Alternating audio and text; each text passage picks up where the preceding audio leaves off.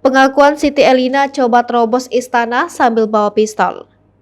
Perempuan yang mencoba menerobos Istana Merdeka, Siti Elina, telah ditetapkan sebagai tersangka. Pada Selasa 25 Oktober 2022, Siti Elina mencoba menerobos dan menodongkan pistol ke Pas Pampres di Istana Merdeka, Gambir, Jakarta Pusat.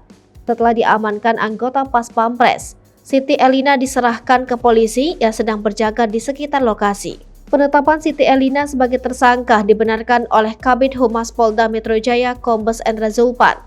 Lantas seperti apa pengakuan Siti Elina setelah diperiksa? Di Reskrimum Polda Metro Jaya, Kombes Pol Hengki Haryadi mengungkapkan, Siti Elina ternyata bukan kali ini saja mendatangi lokasi di sekitar Istana Presiden. Setidaknya sudah 3 kali Siti Elina memantau kondisi Istana Presiden. Hengki menjelaskan, tujuan Siti Elina nekat menerobos Istana Presiden karena ingin bertemu Presiden Joko Widodo. Namun, Hengki berujar pihaknya masih mendalami motif Siti Elina nekat membawa senjata ke Istana Presiden. Kabak Banops Densus 88 Anti Teror Polri, Kombes Aswin Siregar menyampaikan Siti Elina mengaku mendapatkan wangsit sebelum melakukan tindakannya tersebut. Aswin menambahkan, Siti Elina mengaku mendapatkan arahan untuk menegakkan ajaran yang dianggap benar menurut agamanya, berdasarkan keyakinannya.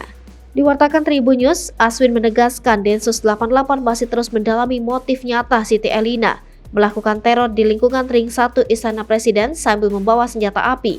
Densus 88 pun akan melibatkan psikolog atau psikiater untuk mendalami kejiwaan dari Siti Elina. Siti Elina merupakan warga kota Jakarta Utara. Ia menggunakan senjata api jenis 5.7 ketika mencoba menerobos Istana Merdeka. Kombes Hengki Haryadi mengatakan, Siti Elina menggunakan senjata api milik pamannya. Bahkan perempuan tersebut baru 1 hari mengambil senjata api pamannya sebelum kejadian. Selanjutnya, Siti Elina dijerat Undang-Undang Darurat Nomor 12 Tahun 1951 tentang penguasaan senpi ilegal. Hengki melanjutkan, tindakan Siti Elina juga mengarah pada hal-hal radikalisme. Sebelumnya, Siti Elina diketahui terhubung dengan kelompok yang diindikasikan Hizbut Tahrir Indonesia dan Negara Islam Indonesia melalui akun sosial media. Kombes Pol Aswin Siregar menjelaskan, hal itu diketahui setelah dilakukan pemeriksaan awal kepada Siti Elina.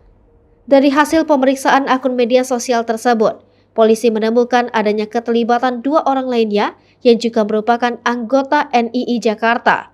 Adapun 2 orang tersebut belakangan diketahui berinisial BU dan JM yang merupakan bagian dari Negara Islam Indonesia Jakarta Utara.